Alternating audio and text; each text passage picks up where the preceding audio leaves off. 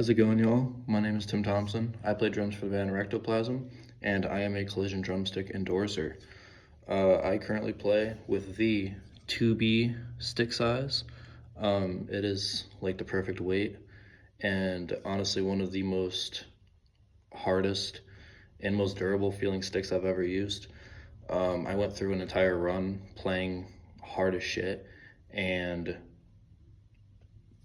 there ain't barely any marks on this bad boy. You can kind of see a little bit, but they ain't even close to breaking. And I've been through Vic Firths, I've been through several other companies, and they've all broke. And these ones are still basically almost brand new.